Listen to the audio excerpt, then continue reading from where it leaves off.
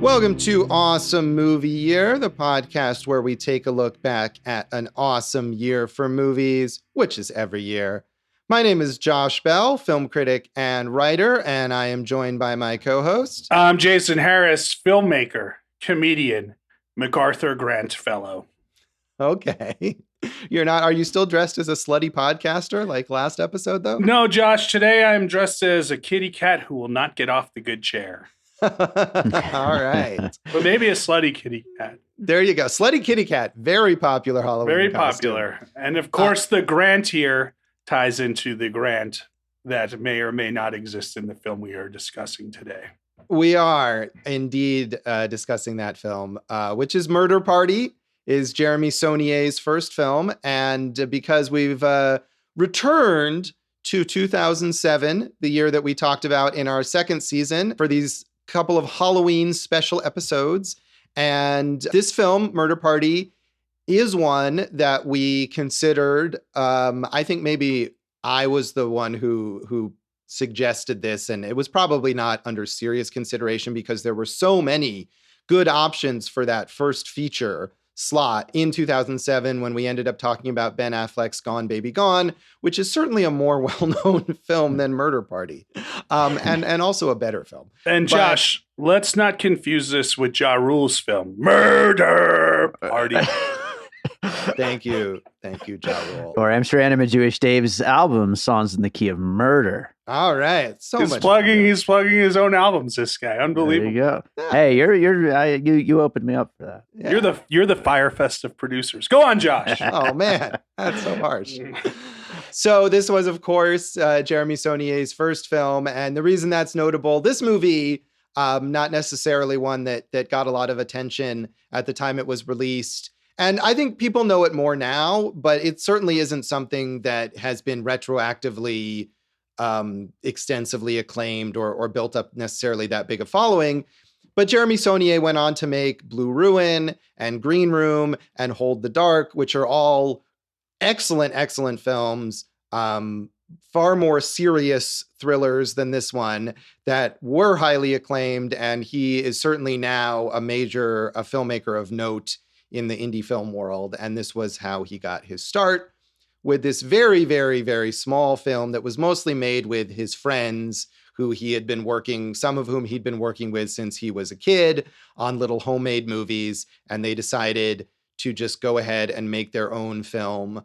Wikipedia claims that the budget of this movie was between $190,000 and $230,000. And I'm not sure where that figure comes from. This is a movie that is made essentially with no money, with just friends and people helping out and the cast and crew like probably laying out their own money for whatever was necessary. Jeremy Saulnier, along with Chris Sharp, who is the main star of this, and Macon Blair, who is a supporting actor and has worked subsequently with Jeremy Saulnier a bunch of times. They were the Lab of Madness troupe, and this is a Lab of Madness production. It did garner some attention at the time. It premiered at the 2007 Slamdance Film Festival, where it won the Audience Award for Best Feature. And it also played at South by Southwest and at the Fantasia Film Festival, which are some notable festivals in 2007. And it seems to have maybe gotten a small theatrical release, but very, very small before eventually ending up on DVD. Yeah, like you said, it's a collective of artists, the Lab of Madness, much like Ja Rule, Ashanti, and Irv Gotti were Murder Incorporated. No. I'm not even going to plug myself again after that. But you could tell it's like the Hey Kids, let's put on a show.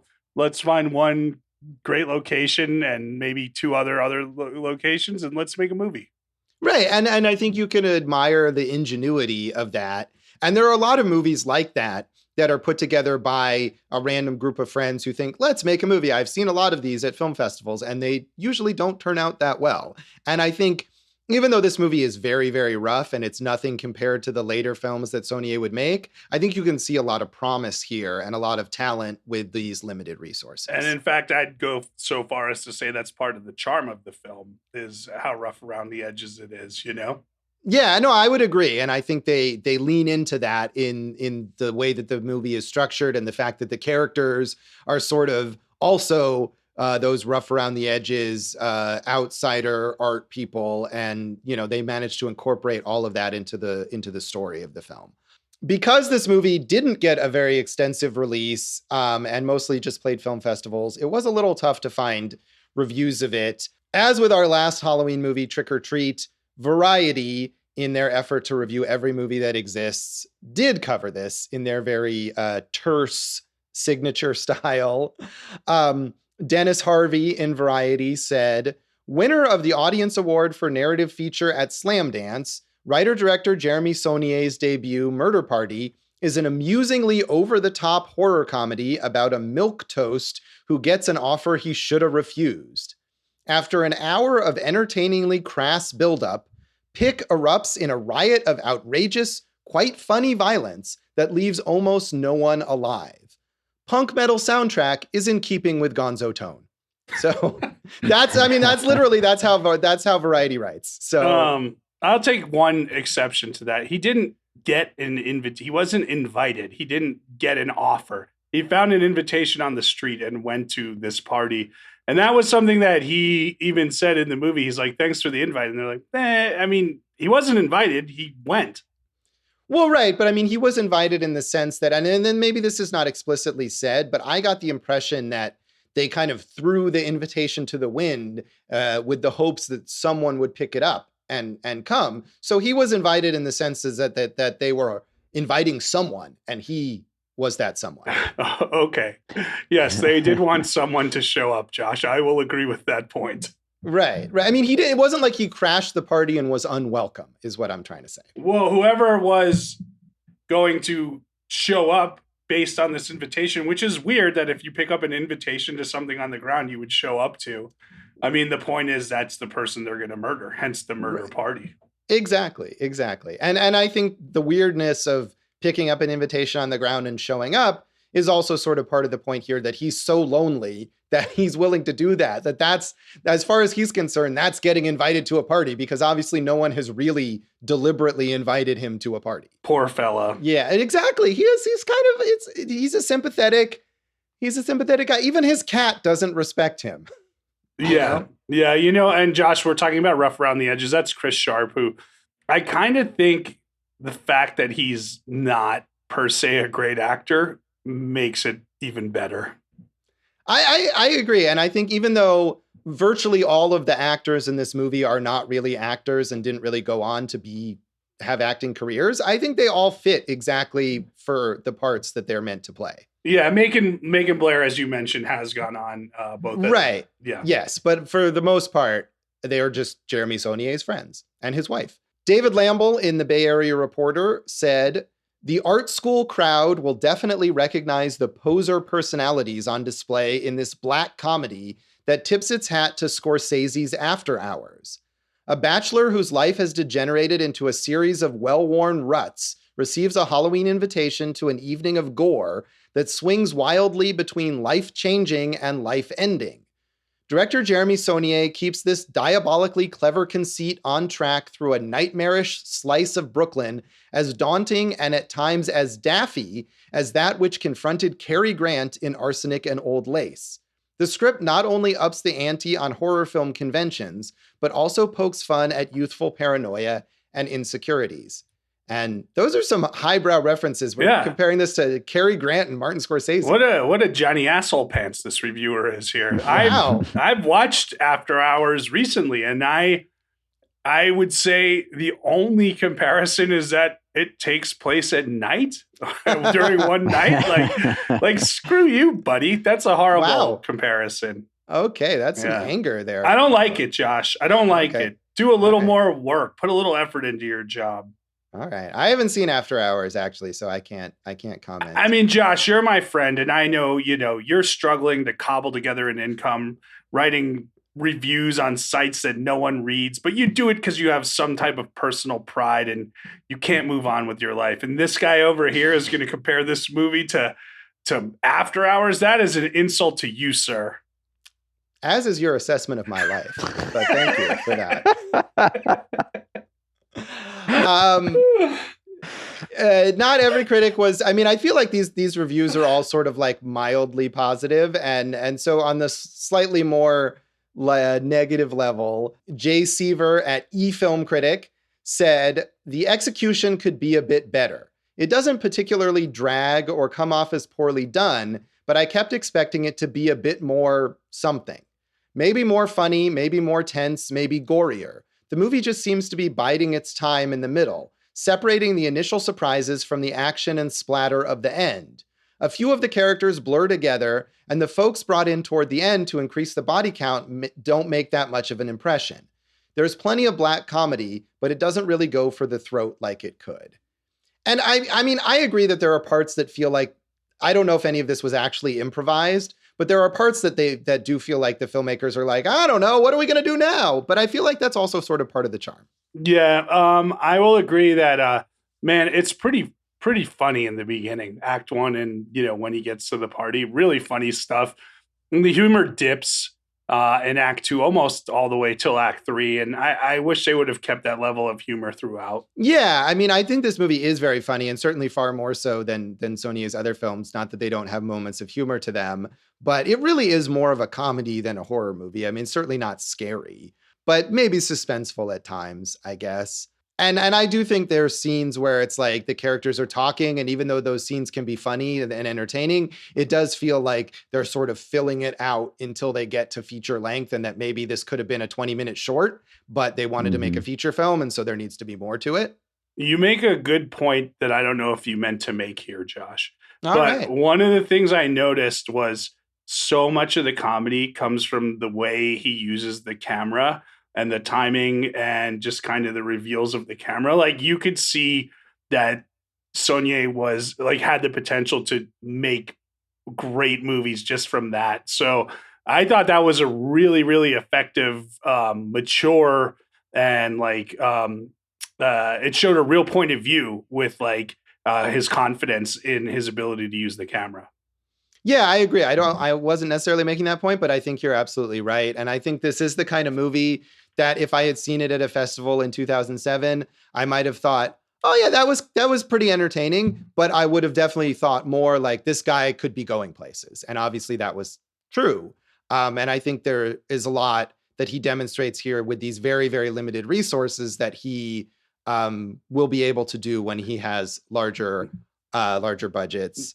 So I'm assuming, Jason, that you hadn't seen this before. I had, and I just want to give an example of what we're talking about. So when the lead character takes off to go to the murder party, he leaves his apartment, and then you see a close up on his face, and he looks so awkward and somewhat terrified and not sure what to do, and they pull back, and a dude is just rapping like verses to him on the train, just really aggressively rapping to him, and he just, you could tell like that, like the Chris character will just, no, he's like, there's any way I respond is going to get me in trouble here. And I just thought reveals like that were great. I had never seen it. I didn't even really know about this movie, but I'm really glad I watched it because it sent me on a Saulnier journey this weekend, Josh. Oh, well, I'm glad to hear that because I have an affinity for this film, but his other films I think are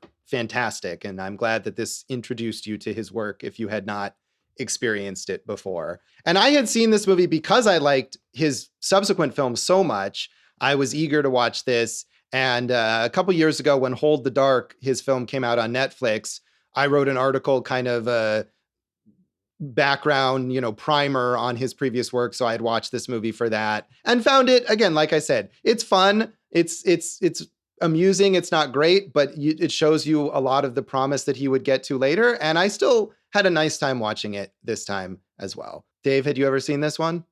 I hadn't even heard of it. I love Saulnier's newer work, but I'm glad to get a chance to go back and see it though. Yeah, I feel like a lot of people, especially over time, have become more familiar with Blue Ruin and Green Room and Hold the Dark and maybe aren't aware of this movie, but it's not hard to find. So hopefully, people will go back to it. I'll say one thing. If you watch this and then look at those subsequent films, like what a jump stylistically, there's really no connective tissue where like, oh yeah, clearly this is the guy who made that.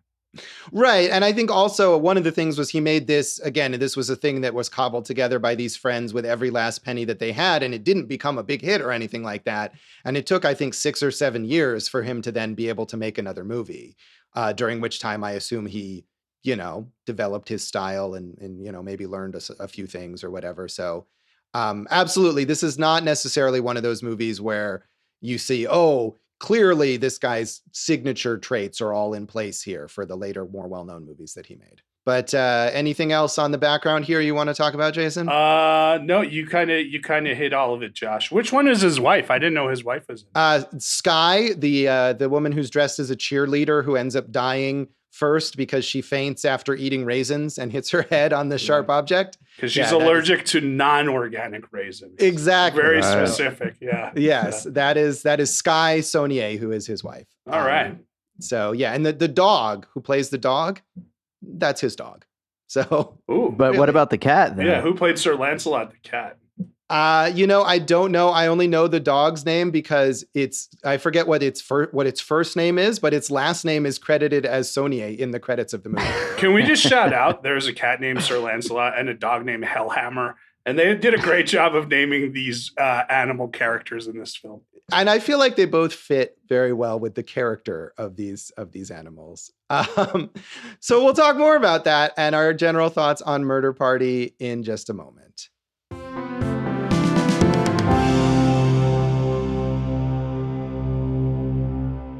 Welcome back to Awesome Movie Year. In this second of our 2 special Halloween 2007 episodes, we're talking about Jeremy Saulnier's debut feature, Murder Party. And Jason, as someone new to Saulnier's work, did you have any expectations or ideas going into this movie of what it would be like? I had zero. Like, I was a blank slate, Josh.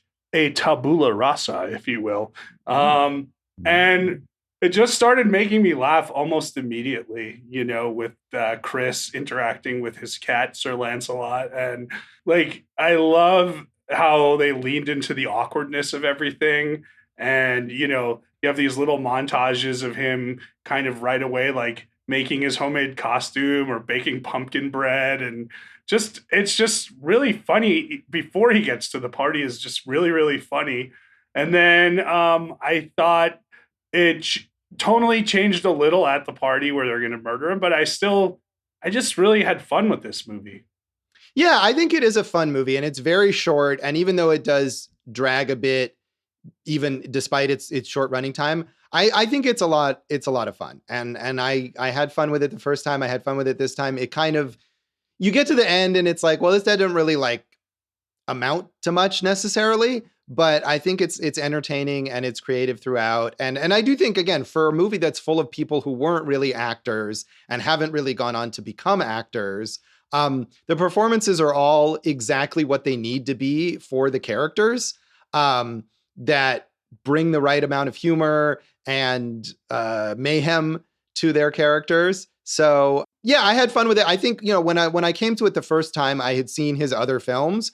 And so maybe I expected or hoped for something more intense, as he's made in his other thrillers, which are less comedic, much less comedic, and more more intense. But I think for what it's trying to be, this movie is fun. I really appreciate the relentless mockery of artists and art students. I think it clearly comes from somebody who's familiar with that whole world. I think he has a voice, like you could tell right away, like he has a voice, and I could see what you're saying, like after watching Blue Ruin and Green Room, where you would want to go back and see this, but like kind of like how we talked about with like Wes Anderson or something, who I know you don't like, but you can tell with Bottle Rocket, he has a voice, right? And that style morphs into something way more slick, but you can tell from the early work that this guy has potential. And I don't know. I wish they would play this on TV around Halloween more often. Yeah, I'm sort of surprised that this movie hasn't gotten more of a cult following, because it's the kind of thing that genre fans generally get really into. And even if at the time that it was released, nobody really paid attention to it, Saulnier has gotten so much acclaim since then that you'd think that all the people going back to this would be really excited and would be sharing it with other people. And I think there's some of that, but there's not as much of that as I would have thought. And like I said, I didn't know about this movie, so it can't be that much because, I didn't know about it. Yeah, I mean, if you don't know about a movie, it might as well not exist. Like, what's the point, right? So, we've talked a lot about midnight movies on an awesome movie year. This is a perfect midnight movie. If you had a small theater in a college town and you played this at midnight, I think it would be a big hit. Yeah, I think so too. And again, it's short. It kind of moves from goofy thing to goofy thing, and it has the violence that Saulnier is definitely well known for.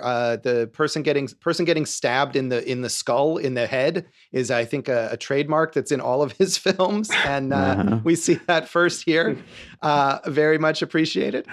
That's such a weird trademark. It is, but I feel like part of what he does, and especially in his later, more serious films, is to show the really ugly actual consequences of violence. And this is something that's in Blue Ruin a lot, is that if you stab somebody, like, A, it's difficult, and B, like, the blood just keeps on coming. And that's something we see in this movie as well, especially when, as we mentioned, the character played by his wife, Skye, passes out and gets her head stabbed on a sharp something or other. Hey, Dave. If you were going to murder someone, what method would you choose? I mean, head stabbing is a good, it's a good option. It certainly has style. It does. It seems difficult, though. I feel like something else would be more. Yeah, you gotta make sure the person is, not too tall, not too short, and not too quick. Because if someone was coming at you with a head stabbing movement, you would probably try to block that or avoid it. That's true. Time, so yeah. And one thing I like about this movie, too, is that they fail to murder him in so many different ways.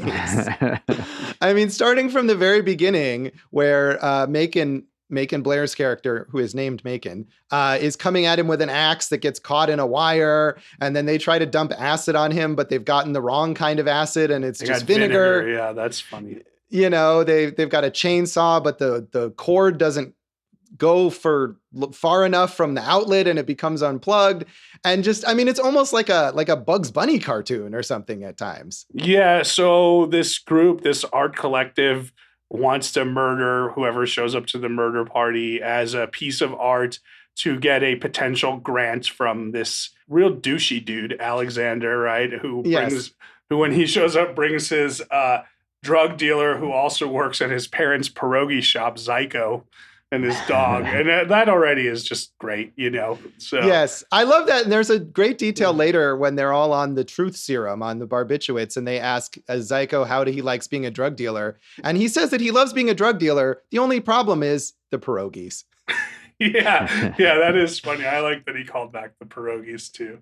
So, and then, so they're all just trying to impress this guy. There's some really funny stuff of like, well, let's get some food. Well, what kind of food? I could go for, burgers. Do you want? Now, what about pancakes? Just weird stuff while this dude is just tied up and just like hanging out and, the truth serum stuff that you mentioned. I also thought that was really funny that Chris decided to participate by revealing a secret about himself to the group for no apparent reason. And it's a horrible secret that he shat himself on an elevator once. And then he, when he got out, everyone, he had to walk past like was it a convention, a weird convention of people? Some kind of convention, because he was at a hotel for a wedding. And so, but I think that also in a weird way shows his character, that he's this lonely guy. And even though these people have kidnapped him and tied him up and plan to murder him, he just wants to share a detail of his life with people who will listen to him. Right. Until he's honest with himself that one point where if he gets killed, no one's going to care and, life will go on. But yeah, I agree. I mean, I think your assessment's fair. Does drag a little. Again, it's all basically in one room for all of Act 2, and then it gets heightened at this art installation in Act 3, which I think is pretty effective. But yeah, I mean, there's not really much else to talk about plot-wise because that's the whole thing. Right. There's not. It's a very basic plot, and I think that's part of the problem, is that it maybe struggles at times to figure out new ways to keep the plot going so that the movie can continue.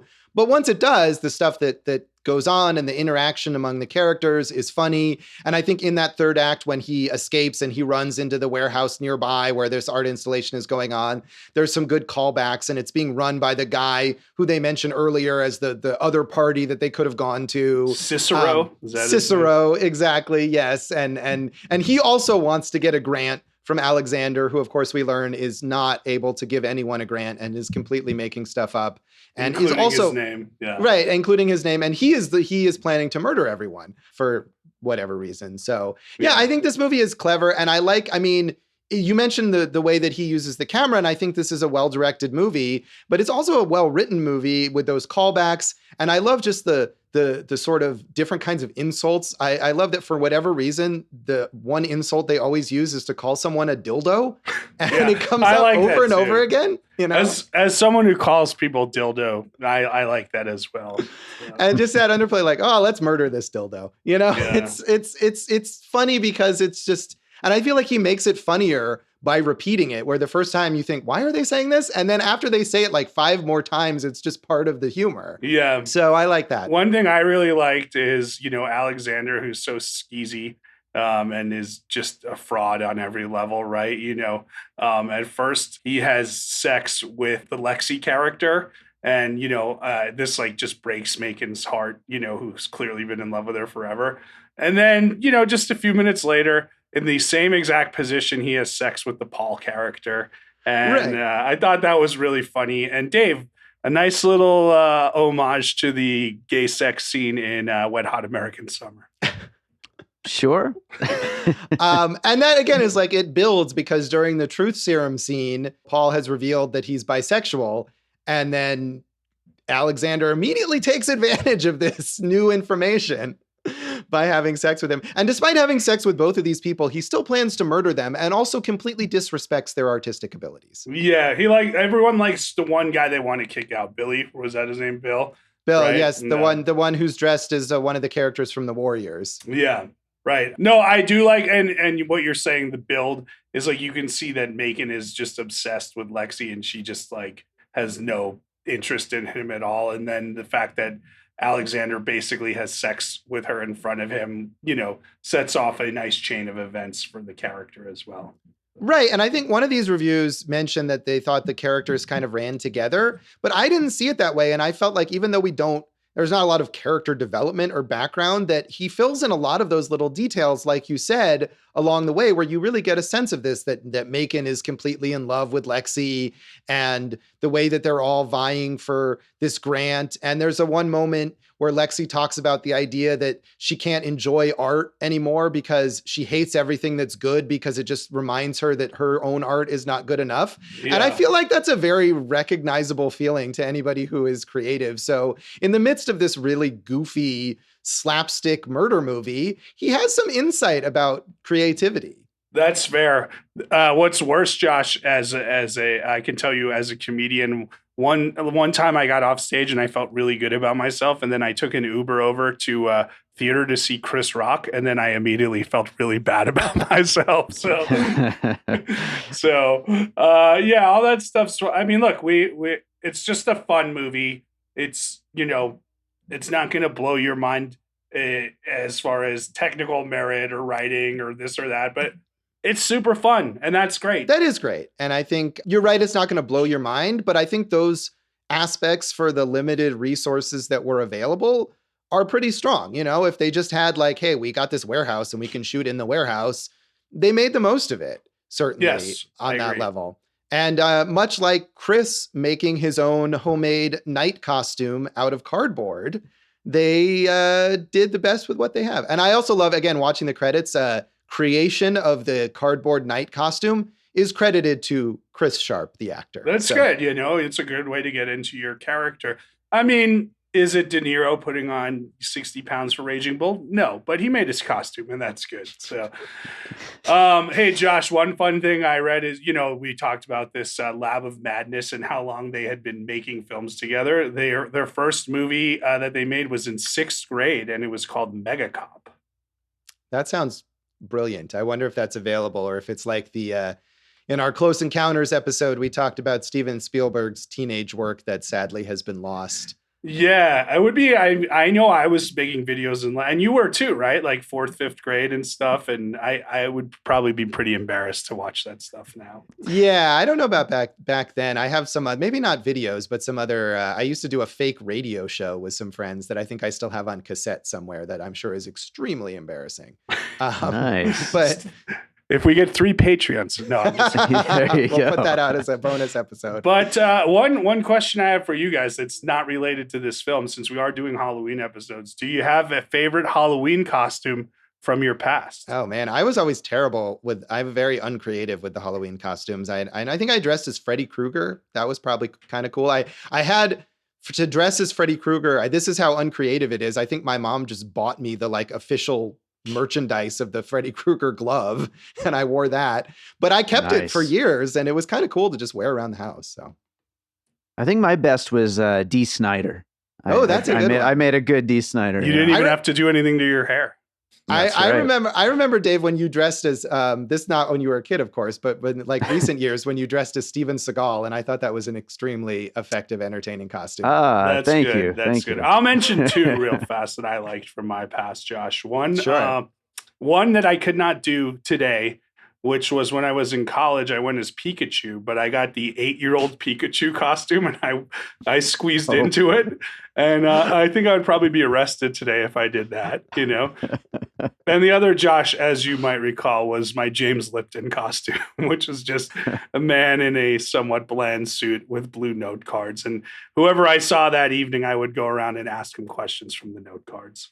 Yeah, I like those that. Jason, I feel like I'm by far the loser here because Jason and Dave are much more creative with their Halloween costumes and might fit in better at the murder party with the whole art crew. I than mean, would. didn't you go as like a cameraman from the real world or something one year? Or so wasn't that like an idea of yours? I don't know. There was Not that I recall. I one year went as an extremely tasteless costume right after Elliot Smith died. I went as Elliot Smith having committed suicide, but it was a really half-assed costume that didn't make any sense. Yeah, So I it will- was just about being tasteless, and I'm not proud of it. I did the same thing that year, and I credit you for influencing. It was your Oh, idea. great.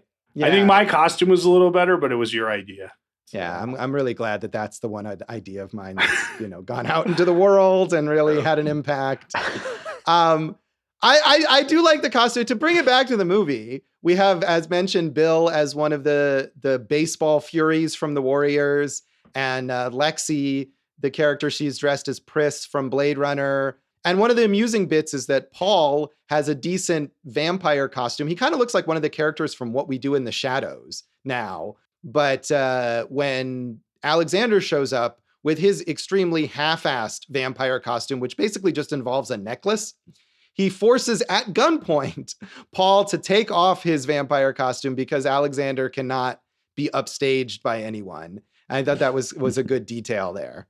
How about Macon's costume, perhaps in the third act, what it becomes and everything? You want to talk about that a little? Yeah, and that's another, I think, amusing bit when we're talking about the way that he uses the camera and he uses editing for jokes, is that Macon is wearing this plastic werewolf mask and he goes outside to smoke and for some reason decides to put the cigarette through his mask and light it up. And we don't see what happens, but we then later hear him yelling that he is, of course, now on fire.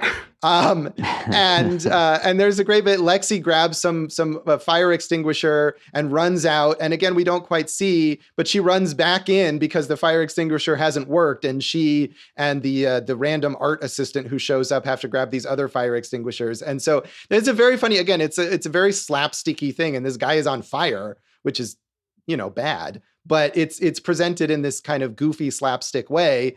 And then he survives, but he's horrifically burned, and he's then almost looks more like a werewolf in a way as he's running. Because part of the mask has burned into beyond his flesh. He's, burned beyond recognition, and so the teeth are there. So he does look more like a werewolf now. Yeah, and it's another example of this horrific kind of violence and the consequences of that Saulnier would use in a more serious way in his later films, but it's played here for laughs. Although it is kind of sad, and as we mentioned, he's in love with this woman who doesn't return his affections, and then he sets himself on fire, then falls off a building. I think. Yeah, while carrying a chainsaw to kill Bill, who killed the woman he loves. So. Yeah, so not a happy day for Macon all around. It seems like that character in general is always like getting the short end of the stick, right? So that you could see that as an apt ending for him. Yes, well, all of these people are kind of, I mean, even though they're these pretentious artists, they're clearly like the losers of the art scene, and none of them are really going anywhere with their art. They're probably in an art program at a community college. You bunch of losers at community college. Such a burn. Yeah, my mom went to community college. I don't mean anything. Burn on Jason's mom. No, community. Go to any college, guys. Get an education. Yeah, I agree. So do we want to rate this one? Should we rate it out of smashed jack-o'-lanterns like last time? No, Josh, it has nothing to do with this film, except it's one of the first things in the movie. It's so funny and so unnecessary. Yeah. So how about we just rate it out of 3 invitations to a murder party? Or 5 invitations. And I just gave up my my answer, which is 3. I gave it 3 invitations to the murder party.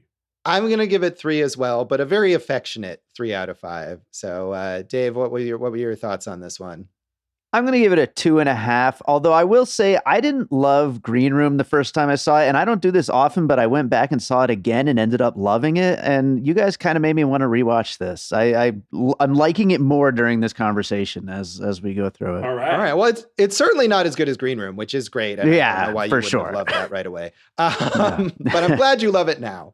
Exactly. So we'll talk about Green Room and more of the legacy of Murder Party when we come right back.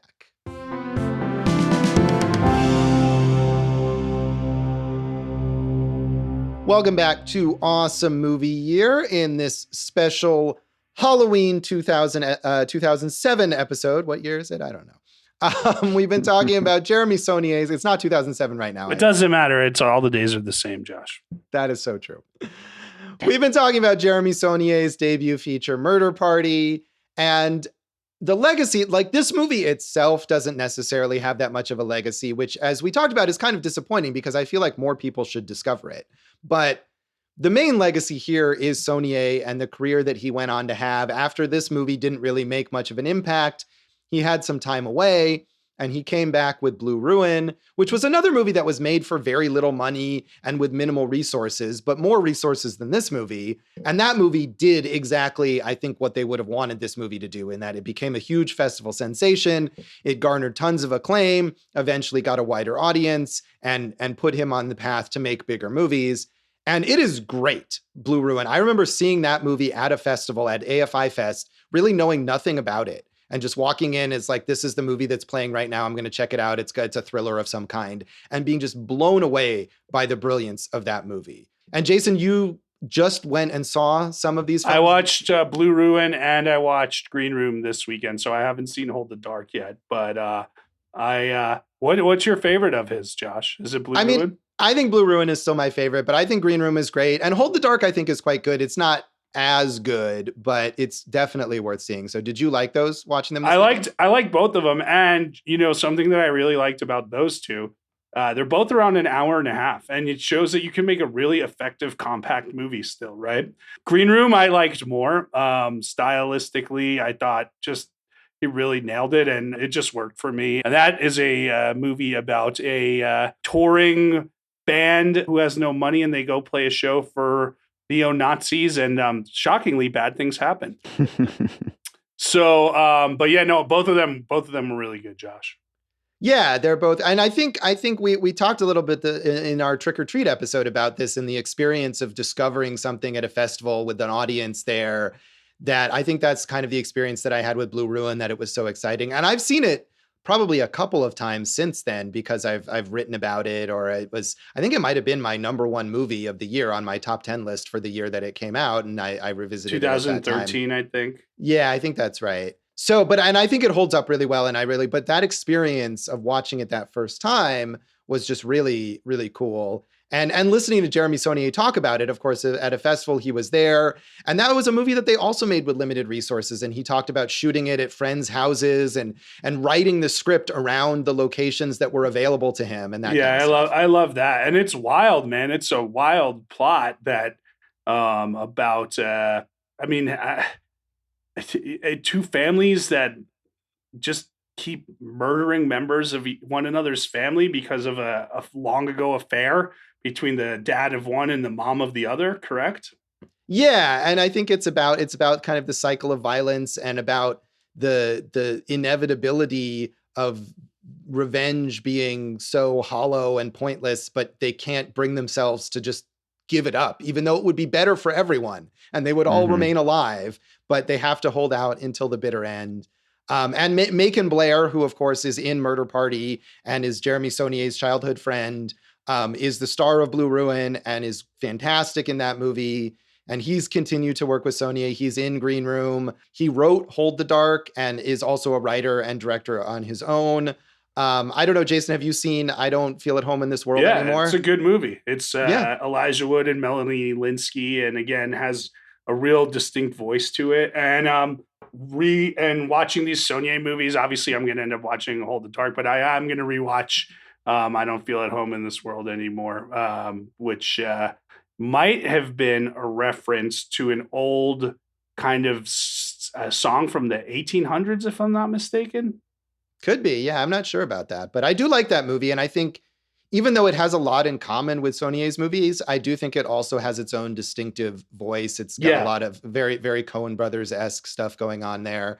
So both of them, I think, very, very talented. And it's cool, you have these childhood friends who are making movies together as kids that they can both go on and be successful filmmakers in their own right. That's cool to see. And this whole collective, I mean, as I said a few times, most of the actors in this movie haven't gone on to have careers. If they've done anything, it's just been appearing in other Saulnier movies or appearing in Macon Blair movies. The one actor who I don't know if he was actually a childhood friend, but Bill Tangradi, who plays Zyko, the pierogi cooking drug dealer, he's a working actor in a lot of TV and stuff like that. But for the most part, they didn't really go on to do any of that stuff. But also, the composers on this film, Brooke Blair and Will Blair, who are Macon Blair's brothers, have gone on to be very prolific composers for a variety of indie films, including, of course, Saulnier films. So a whole, again, the idea that these people were just all friends and let's make a movie, and then that is able to get them all, or at least a lot of them, these careers.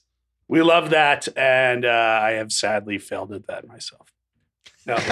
Let's talk about Saulnier. What do you know about Rebel Ridge, the new movie he's got in development? Anything? I don't know, but I mean, all I know is that I'm really eager to see it because I'd love to see anything that he does. I know he also worked on the 3rd season of True Detective. Sure, he did two episodes on there. Yeah, and that he was initially supposed to do more, and I think he had some creative differences with Nick Pizzolatto, the creator, and ended up leaving after only 2 episodes. So I'm not sure if his stamp is on those episodes at all. I'm not a fan of True Detective, so I haven't watched those. The 3rd season's definitely, I mean, the 1st season's brilliant. The 2nd season's a big letdown. The 3rd season's good. I don't think, I've watched the 3rd season. There's nothing in my mind where I'm like, oh, this feels Saulnier-esque. Right. And I think maybe that was part of the problem, that he wasn't able to have the input on it that maybe he had hoped to have or wanted to have, and that's why he left. But I'm eager to see whatever he does. Rebel Ridge, I think, is that an original story or is it an adaptation? Because Hold the Dark, I think, is an adaptation of a novel. From what I understand, it's like an original story, but it involves like comedic and violent looks at American history. I'm all for that. All for that. And I know Macon Blair is doing a remake of The Toxic Avenger that he's writing and directing. Whoa. So that is something. I feel like, I mean, I don't know. This is one of these things that's in development and it may not ever happen. And I don't think they've cast, but I feel like Macon Blair also would be perfect to play the Toxic Avenger. I think so. That would be fun. I could see that. I don't know that he'll do that, but that's certainly an interesting thing going on. So Dave, do you have a favorite Saulnier? I mean, I love Green Room. I think it's just, it really, I don't know what I didn't see the first time. I loved it the second time, and I've seen it a couple more times since then. It's just so good. I just watched Blue Ruin this morning for the first time and thought it was also great. And Hold the Dark is great too. I also want to, on Green Room, it's sad now, but I want to say, I think that's one of Anton Yelchin's best performances. And, oh, he's great. Yeah, it's sad because he died tragically, but that if you want to see him at his best, that's probably the movie to watch. Yeah, he is. He's great in that. And I mean, there's lots of Patrick Stewart is clearly having so much fun in that movie as that neo-Nazi villain. Saulnier is able to get great performances, and I think we see that even in Murder Party, where again he's working with people who aren't professional actors, but he casts them in exactly the right parts, and he knows exactly what they can do, and he gets these great performances out of them. Definitely a filmmaker to watch. You know, I'm not saying he's Rob Reiner, but let's see what happens. Rob Reiner, Awesome Movie Year's favorite director. Yeah, the official filmmaker of Awesome Movie Year. So true.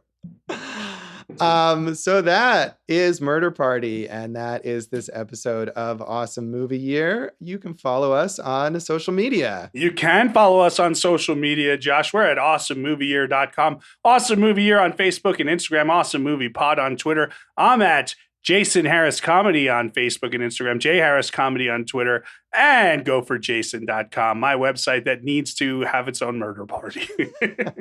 And mine probably does too, at joshbellhateseverything.com. But more stuff on Facebook at Josh Bell Hates Everything and on Twitter at Signal Bleed. And you can listen to our producer, David Rosen's awesome podcast, Piecing It Together.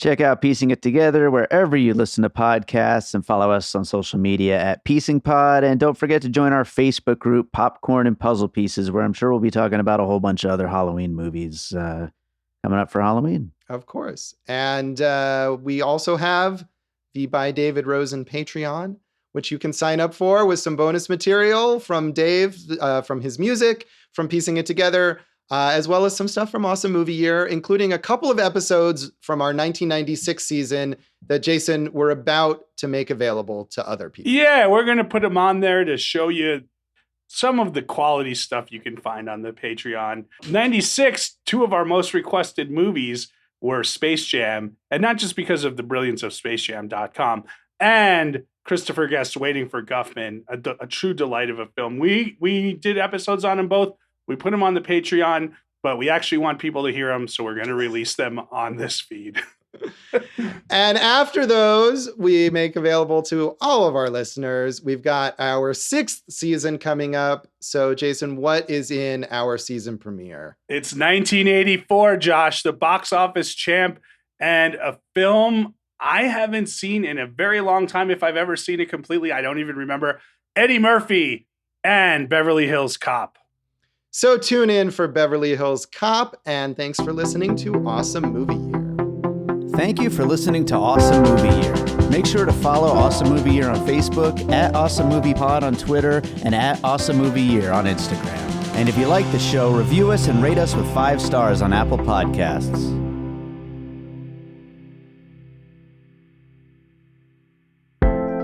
An All Points West production, produced by David Rosen in Las Vegas.